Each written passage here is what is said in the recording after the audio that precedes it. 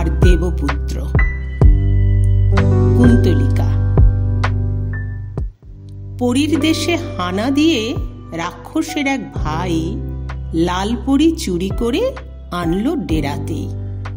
লালপরি ছোট্ট মানুষ, কিছুই বোঝে না, যেদিকে চায় শুধু রাক্ষস, কান্না থামে না।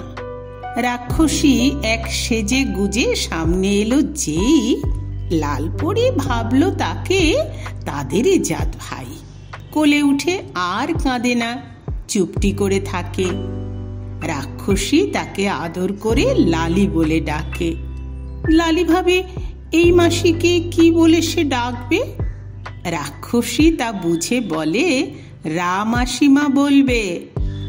লালপরি তো ঘুরে বেড়ায়, সবাই ভালোবাসে, সবাই তাকে আদর করে, কোলে নিয়ে বসে।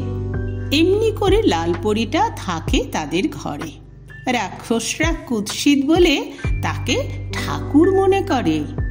যা চাইলো তাই তো পেল, লালপরি তো খুশি।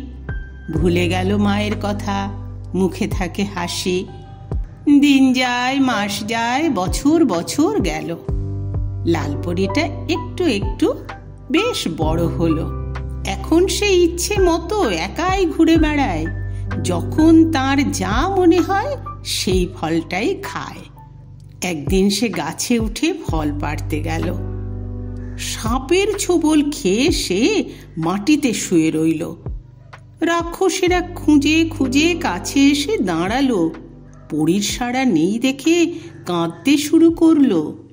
বুড়ো রাক্ষস তুক জানত, মন্ত্র পড়ে দিতে লালপরিটা বেঁচে উঠল সাপের বিষ হতে।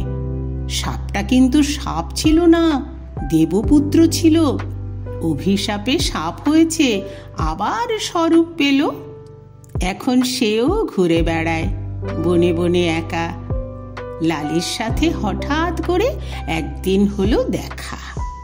দুজন তারা বন্ধু হয়ে ঘরে এলো যেই, রাক্ষসেরা বিয়ে দিল তাদের সাথেতেই।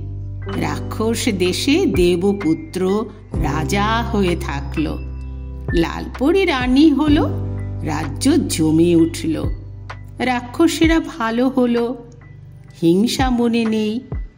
রাজা রানীর কথা শুনে চলতো তাদের মতেতেই।